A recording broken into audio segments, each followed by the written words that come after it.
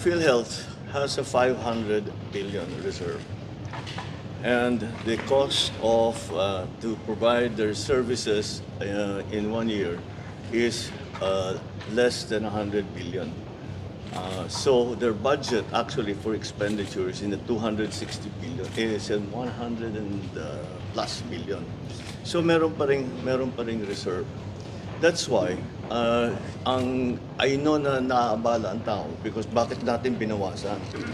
Dahil ang katotohanan dyan ay kung tignan ninyo, kaya binawi ng Department of Finance yung ilang reserve na naman doon na naiwan dahil hindi nagamit yun ng ilang taon. In other words, the PhilHealth has sufficient budget to do all of the things that they want to do.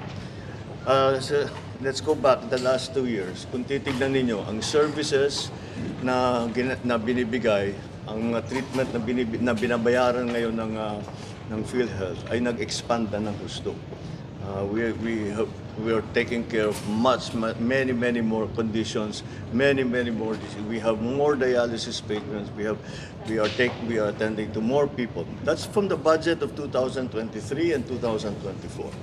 So patuloy, pataas ng pataas. Pati yung pagbayad. Ang payments ngayon natin for cancer, for the other diseases, hundreds of percent ang increase doon sa dati. In other words, kaya ng PhilHealth na bayaran yan. And the reason why is that we do not want to subsidize it is because it is the subsidy will lang doon sa bank account ng PhilHealth, hindi magagamit. Eh marami tayong paggagamitan noon. So that's a simple explanation there. Is that they have sufficient funds to carry on.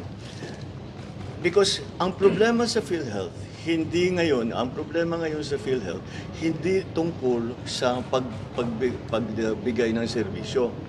Hindi sa pagbigay ng insurance cover. Hindi yan ang problema na kulang sila sa budget kaya hindi sila nakakapag-alaga ng tao.